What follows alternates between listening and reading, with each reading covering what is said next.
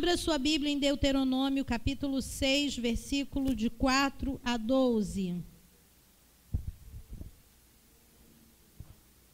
O tema da nossa palavra hoje é deixando um legado.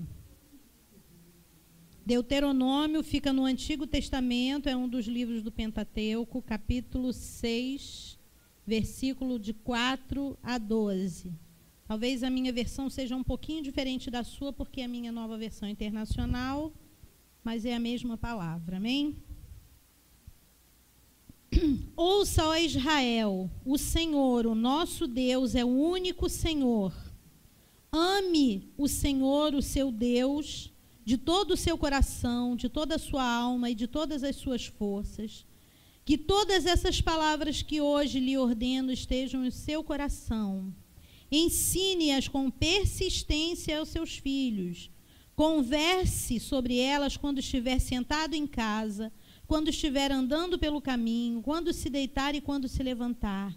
Amarre-as como um sinal nos braços e prenda-as na testa e escreva-as nos batentes das portas da sua casa e dos seus portões. O Senhor, o seu Deus, os conduzirá à terra que jurou aos seus antepassados, Abraão, Isaque e Jacó, dar a vocês, a terra com grandes e boas cidades que vocês não construíram, com casas cheias de tudo que há de melhor, de coisas que vocês não produziram, com cisternas que vocês não cavaram, com vinhas e oliveiras que vocês não plantaram. Quando isso acontecer e vocês comerem e ficarem satisfeitos, tenham cuidado. Não esqueçam que o Senhor os tirou do Egito, da terra de escravidão. Essa palavra é o último desafio de Moisés ao povo de Israel.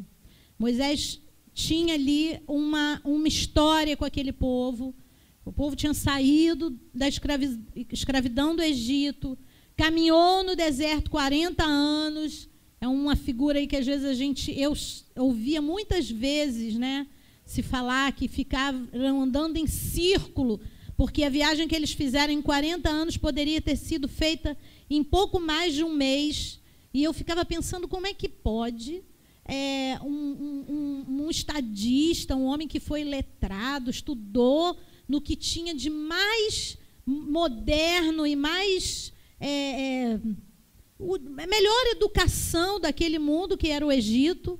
Como é que ele conduziu o povo para ficar andando em círculo? Primeiro, que não andaram em círculo, e segundo, que Deus atrasou o caminho deles, porque o coração daquele povo era um coração duro e precisava ser transformado. Então, Moisés, naquela caminhada, ele passou cada perrengue com aquele povo ali que não era mole. Eles construíram estátua de bezerro de ouro, ficaram exigindo carne. E ali aquele povo foi morrendo, morreu os pais, ficaram os filhos. E aqui, quando Moisés chega, eles já estão assim na porta de Canaã, eles já estão entrando em Canaã. E Moisés passa a autoridade dele para Josué. Mas antes ele convida o povo e fala essas palavras, com as quais nós lemos hoje aqui. Essas palavras, na cultura judaica, se chamam Shema. Essa é a pedra fundamental da fé judaica. Deus chamou o povo, fez promessas, sabia que aquele povo ia ser próspero. A gente não leu aqui, vocês vão... vai ter cisterna onde vocês não cavaram, vai ter plantação onde vocês não plantaram. Deus estava prometendo um período de tranquilidade, de prosperidade para aquele povo, e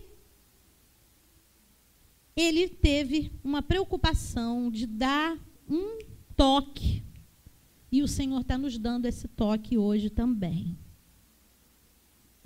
Embora nem de longe o contexto da época seja semelhante ao que temos hoje, alguns princípios levados por Moisés ali transcendem a tempo e a cultura, como toda a palavra de Deus. Tanto quanto servia para aquelas pessoas naquela época, conforme o pastor Marco estava falando aqui na escola dominical, que não tinham televisão, não tinha internet, né? Que ele falou assim, acho que era mais fácil. Não acho que devia ser, porque Moisés já deu esse toque.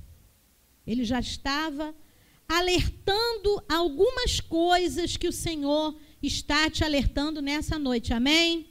Então, se você quiser anotar aí os 4 alertas que Deus fez ao povo de Israel, que serve para nós ainda nos dias de hoje. Primeiro, Moisés estava alertando ao povo quanto ao perigo das influências. Ele sabia que o povo ia entrar numa terra que tinha sido possuída por outros povos. Aquela terra era do povo de Deus. Mas como assim? Deus vai lá, tira. A terra era do povo de Deus. Só que Jacó, quando houve fome em Canaã, ele voltou para o Egito e ele não voltou para a terra dele. Ficou no Egito. Porque Egito é legal. Egito é pecado. Egito é vida de regalo. É vida que satisfaz a nossa carne. Coisas que fazem a gente se sentir legal.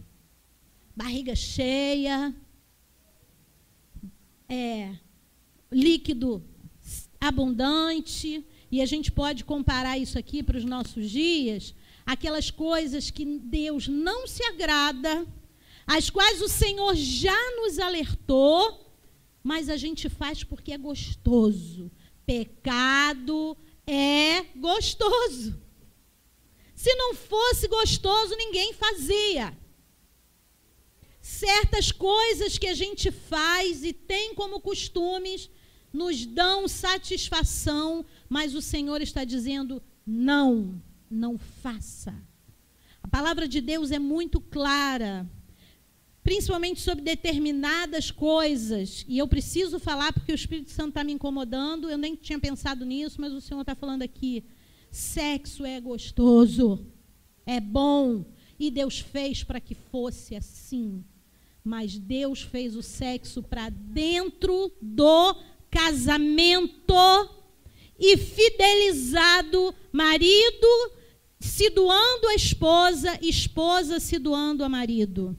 E a Bíblia fala muito francamente sobre adultério, que é quando o casal é casado e se relaciona, ou ele ou ela, com outra pessoa, isso é pecado.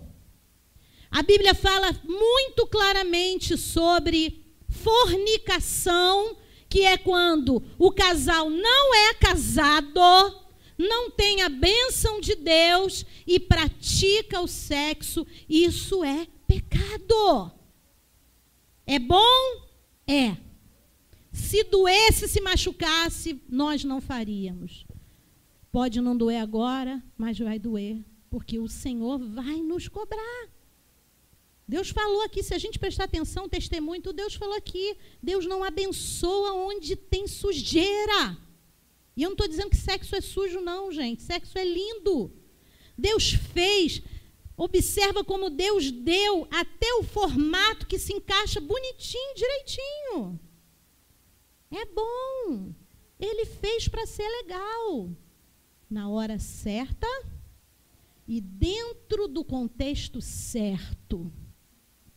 Se você está praticando uma vida sexual fora do contexto de Deus, não adianta vir para a casa do Senhor com o seu dízimo, com a sua oferta, com sua expressão de adoração e até adorar, levantar as mãos, porque Deus não abençoa onde há pecado.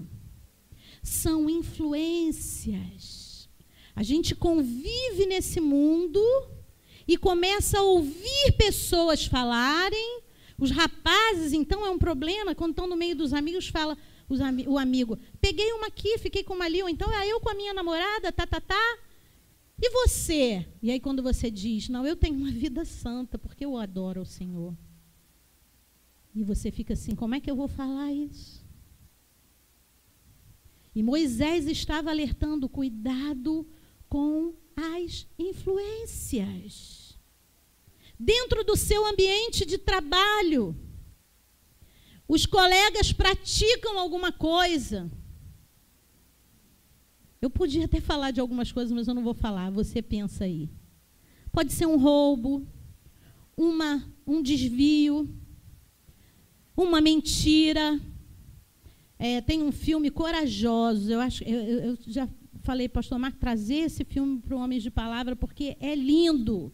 Lindo. E tem uma cena que o rapaz, que oferecem um trabalho para ele, falam para ele, era operário, fala assim, olha, eu preciso de alguém que esteja à frente da expedição, que comprava, vinha o material, e o cara falou assim, mas só que tem o seguinte, vão chegar 13 engradados e eu preciso que você anote que chegaram 10. Aí o rapaz olha e fala, e esses 3? Não, esses 3 eu não quero que apareça. E ele já tinha ficado desempregado muito tempo, vai para casa, fala para a mulher, faz, pelo amor de Deus. Escreve, porque nós vamos ficar sem salário de novo e tal. E ele vai, ora, eles tinham feito um compromisso, um voto com Deus. Quando chega no dia seguinte, ele vira para o patrão e fala assim, olha, eu não posso aceitar. Porque o patrão falou assim, eu te dou até amanhã para você me dar a resposta. E no dia seguinte ele falou assim, eu não posso aceitar, porque isso é mentira. Aí o patrão levanta, aperta a mão dele e fala assim, pois você está empregado, isso era um teste para eu ver se você era honesto. O nosso patrão está nos testando, sabia? O Senhor, toda oportunidade que a gente tem de praticar o mal e não pratica, é a gente ser aprovado no teste do Senhor, e aí Ele vai tirar você de ser operário para te colocar em cargos maiores. Moisés estava alertando ao povo, cuidado com as influências. Só o Senhor adore. Cuidado com as seduções. Vocês vão chegar lá e vocês vão ver costumes muito diferentes. Não se misturem a esses costumes, porque vocês são um povo especial. Deus está falando com você, minha irmã, meu irmão. Você é um povo especial. Eu conheço gente que saiu da polícia porque não se misturou e pediu, deu baixa. Falou, eu peço demissão. Mas eu não posso combinar com essas coisas. E Deus, sabe o que fez com esse homem? Aposentou ele. Ele deixou de receber trabalhando e foi receber em casa. E hoje é um diácono da casa do Senhor. Tenha certeza de que se você for firme nos fundamentos do Senhor, Ele vai te honrar. Isso é certo. A segunda coisa que Moisés faz ali, ele aconselha para que o Senhor Deus não seja esquecido.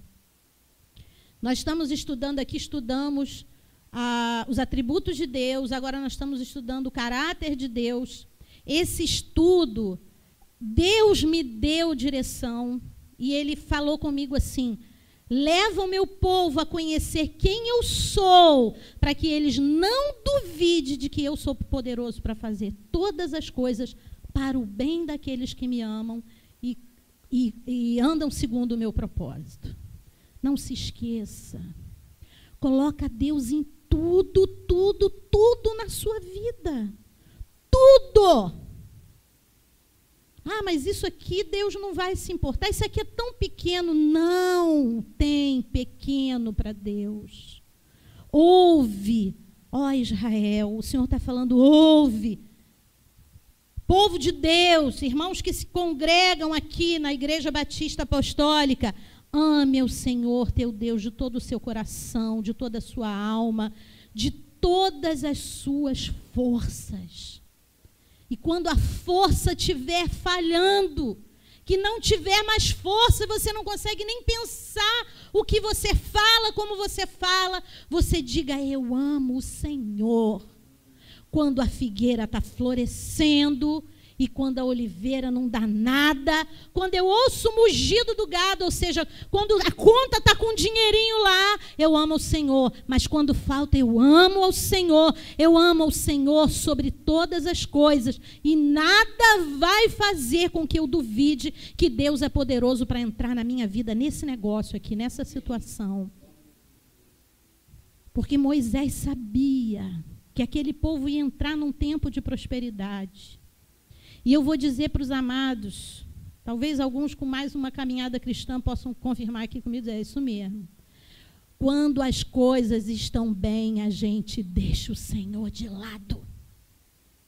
A gente começa a orar menos, ir mais para a pizzaria, para a churrascaria, para o shopping. Quando a coisa está a neném, perigoso, a gente vai fazer a compra sim. Dá a mão ao casal, Senhor, nos dê sabedoria, Pai, para a gente ir nos melhores preços. Quando está tudo bem, bora lá. Nem hora para ir no supermercado.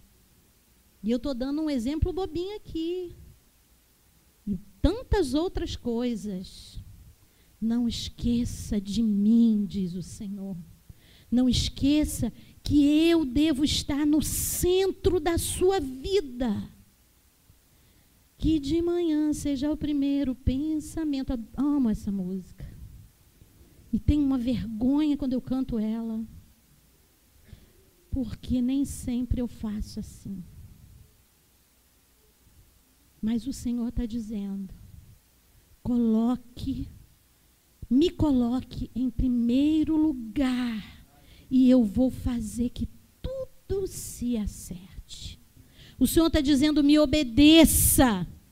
O Senhor está dizendo, não minta, não engane, não roube o seu irmão, não roube o Senhor. Deus está dizendo. E eu vou fazer todas as coisas entrarem no lugar. Porque quando a gente vem para a casa do Senhor e entrega o nosso dízimo, a nossa oferta, quarta-feira teve um irmão que chegou aqui e falou assim, eu deixei minhas contas todas de lado e falei, eu vou levar meu dízimo. Quando a gente faz assim, a gente está dizendo, Senhor, a gente não está simplesmente dizendo, olha, Senhor, te dei um dinheirinho, porque Deus não precisa de dinheiro. A gente está dizendo, Senhor, eu confio que o Senhor pode tratar com todo o resto, enquanto eu sou obediente, e eu estou te obedecendo. O terceiro ponto que é tocado é uma advertência quanto a distrair-se de Deus diante da prosperidade. Eu acabei juntando esse nos dois aqui. O segundo, aconselha para que o Senhor Deus não seja esquecido. Terceiro, adverte quanto a distrair-se de Deus diante da prosperidade. Eu já toquei aqui. O quarto. E nesse quarto ponto, irmão, se eu não conseguir desenvolver ele devido à hora, eu gostaria de, numa outra oportunidade, voltar nessa palavra, porque caiu nas minhas mãos eu já conhecia a Universidade da Família, e veio, entre a literatura da Universidade da Família, tinha um livro dizendo assim, Pense Laranja. Eu achei bonito o nome. Falei, que bonitinho, a capa do livro toda laranja, uma cor, né, que a gente gosta. Eu adoro laranja, cor de abóbora, acho muito bonito.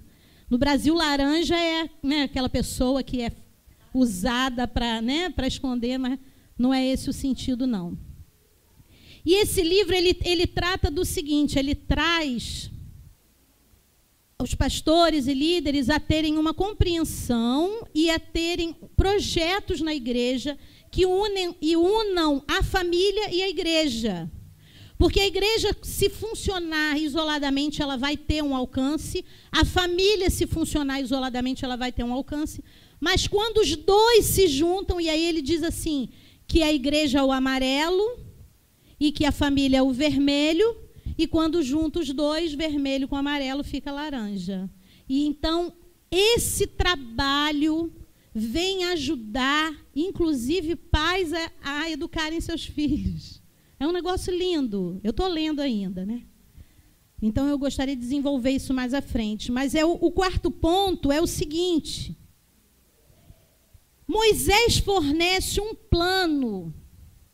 Ele dá um quadro prático de como colocar essas coisas em prática para nossos filhos, para os filhos dos nossos filhos, e isso se chama legado. A gente costuma dizer assim, eu não tenho dinheiro, mas o que eu posso deixar de herança para os meus filhos é normalmente a gente fala o quê? Educação, né? O outro pode dizer assim, eu pelo menos sempre achei que se eu pudesse deixar para os meus filhos educação, eu já estava dando a eles um excelente caminho. Mas o maior legado, antes da educação, que a gente pode deixar para os nossos filhos, é Deus no coração deles. É eles amarem a Deus, não por obrigação, não por ameaça. Se você não fizer isso, não, vai cair a orelha, vai não sei o quê. Não. E só podemos transmitir esse legado quando nós temos esse legado. Já recebemos, ou por um milagre de Deus, que a gente estava falando aqui na escola dominical, né? Como faz? A gente já recebe nosso caráter já foi todo deformado, é tão difícil, né, Jedson? Você estava falando? É um desafio. Então, por um milagre, por obra de oração, por obra de evangelismo da igreja, Deus entra na sua vida e você não tem pais cristãos, nada disso. E a partir de você vai começar a mudar a história da sua família. Às vezes a gente vai mudar a história da família descendente, mas muitas vezes a gente muda até a história da nossa família ascendente. A gente ganha nossos pais para Jesus. Glória a Deus, quem já vem de uma família cristã. Mas o que eu quero dizer aqui é para se você, que veio de uma família cristã, foi levado a obedecer a Deus por ameaça. Quem foi levado por ameaça vai entender muito bem o que eu estou dizendo. Se você não fizer isso, vai acontecer aquilo. Se você... Não. Deus hoje está dizendo... Não é por ameaça. Me sirva, me ame, me adore, porque eu tenho plenitude para te dar. Plenitude, queridos, não é carro do ano, não é casa própria, não é um emprego fixo. Plenitude é quando está tudo isso legal, você está uhul, e quando está tudo ruim, você está uhul. É essa plenitude que Deus quer nos dar e Ele quer que a gente transmita para os nossos filhos e para os filhos dos nossos filhos. Então, o Shema fornece um plano segundo o qual podiam conservar as suas origens e transmitir a sua fé às gerações seguintes. Lembre-se que o povo tinha ficado escravizado no Egito 400 anos, se eu não me engano. 4 gerações. Era fácil de esquecer as origens. Era fácil de esquecer Abraão, Isaac e Jacó. Era fácil de esquecer que Deus tinha feito uma promessa para Abraão e que Deus tinha cumprido aquela promessa para Abraão. Era fácil de esquecer que Isaac tinha sido um filho de promessa. Era fácil de esquecer as origens. Quando Deus dá a Moisés o Shema, ele fala, faça o povo lembrar do que eu já fiz. Nós temos aqui uma lembrança do que Deus já fez. 66 livros para nos lembrar do que Deus já fez. Se isso não te basta, eu te encorajo a fazer um caderninho de oração. E todas as vezes que você tiver uma dificuldade, você anota naquele caderninho.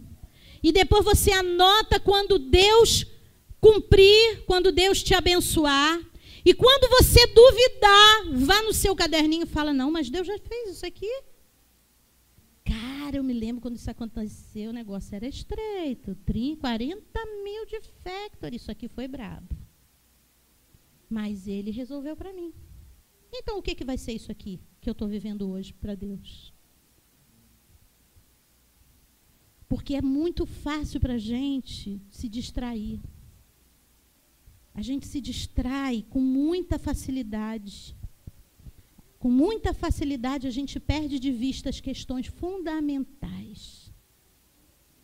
E quando a gente mantém os olhos no alvo certo, quando o nosso foco, Deus, é nossa prioridade, nós não vamos correr o risco de chegar no lugar errado. Amém?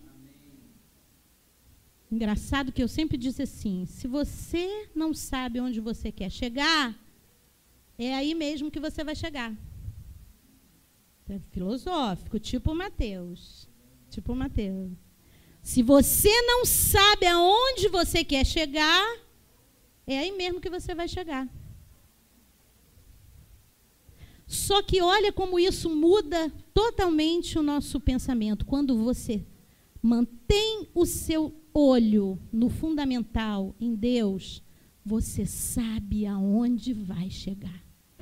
Porque Ele confia no Senhor as suas obras e Ele vai cuidar do seu caminho. Esse é o Shema. Shema é isso. Mantenha esses versículos na sua mente, querido. E busque em Deus, para que você possa transmitir aos seus filhos este legado. O apóstolo Paulo diz que nós somos cartas vivas, lida por todos. Se a sua vida é uma vida focada em Deus, as pessoas vão ler Deus na sua vida. Seus filhos vão ler Deus na sua vida. Amém? Feche os seus olhos e fale com o Senhor agora. Eu não sei, queridos, durante o louvor, Deus falou tanto no meu coração nessa noite. E eu acredito que eu entendo desse jeito assim, que o princípio do arrependimento, a primeira coisa que vem na gente quando a gente se arrepende é que a gente sente vergonha das nossas atitudes. E quando a gente vem para a presença de Deus, ouve os louvores, e a gente diz assim, Ele me ama tanto, Ele me ama. Eu não tenho tempo para perder com pequenas coisas, porque Ele me ama. E eu estava falando, Senhor, que vergonha, o Senhor me ama tanto, e eu faço tantas coisas que não correspondem a esse amor. E depois Mateus começou a ministrar falando isso. Senhor, nos perdoa. Não perca isso de foco, meu querido, Deus te ama. Tem uma coisa assim que é um pouco, parece incoerente, mas você sabe que a criança, ela precisa de controle. Uma criança, ela precisa de ordem, de limites, mas ela não quer. Se você deixar ela livre, ela vai gostar. Em nome de Jesus, Senhor, nós não queremos ser crianças diante do Senhor. Porque a gente não quer limites. Em sã consciência, como homens carnais, a gente não quer limites. A gente quer viver de qualquer jeito, fazendo o que quer, na hora que quer. Mas nós precisamos de limites, Senhor.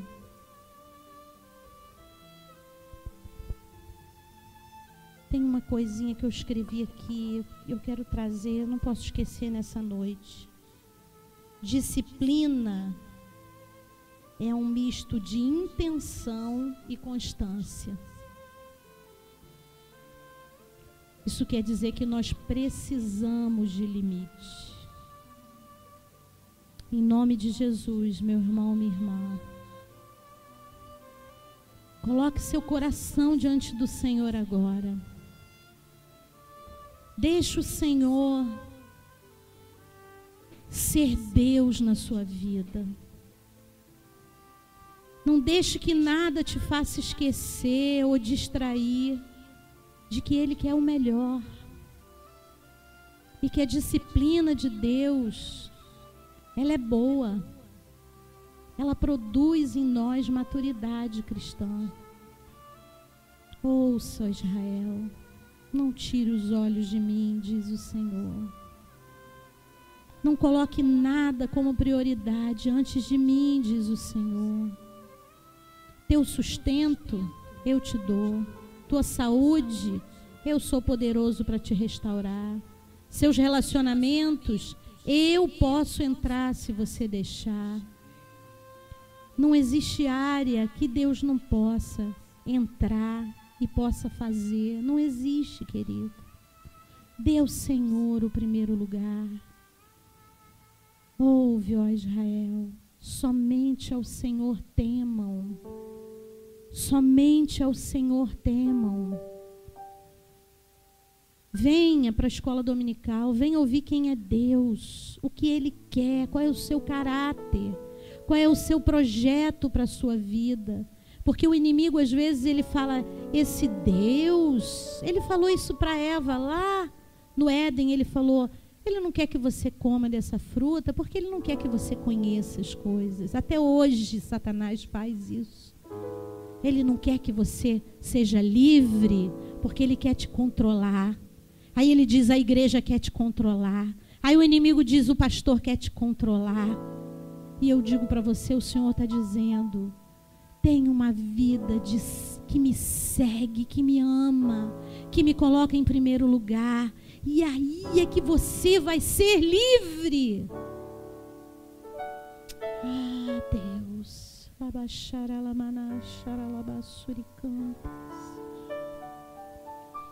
Espírito de Deus, ministra os corações, Senhor. Convence os corações, Jesus. Não há nada, querido, que Deus possa fazer na sua vida se você disser, eu não quero. Então eu quero te convidar agora, se você quer que Deus possa controlar a sua vida, se você quer colocar Deus em primeiro lugar, a partir de agora, com tudo difícil, com tudo bem, dê um sinal da tua vontade, fique de pé e diga, Senhor, eu quero. Mesmo que seja difícil, mesmo que seja doloroso, eu quero, Senhor, fazer a tua vontade. Eu quero consertar os meus caminhos. Eu quero, Senhor, que o Senhor fale comigo quando eu estiver indo por um caminho errado. Eu quero ter força quando eu quiser fazer alguma coisa que é gostoso, mas eu sei que é pecado. Eu quero ter força para dizer não. Eu quero ser o teu povo. Eu quero ouvir a tua voz e dizer, só o Senhor é Deus. Eu não quero perder o alvo. Eu não quero perder os olhos do foco. Eu quero ter uma vida disciplina de intenção, quer dizer eu quero, e de constância, quer dizer mesmo que tudo me dificulte, eu não vou deixar de andar no caminho certo. Só o teu Espírito pode nos ajudar nisso, Senhor. Quando eu ouvi o irmão falar que é tão difícil, eu pude ouvir o Espírito de Deus dizer, é difícil, mas eu estou contigo e eu te ajudo. Eu vou contigo, eu sou Emanuel, Deus conosco, eu não te abandono. Eu te fortaleço, eu te sustento. Oh Deus, tu és tão maravilhoso. Que amor é esse, Senhor? Não existe nada que possamos comparar, nem o amor do pai, nem o amor da mãe se compara ao teu amor, Senhor.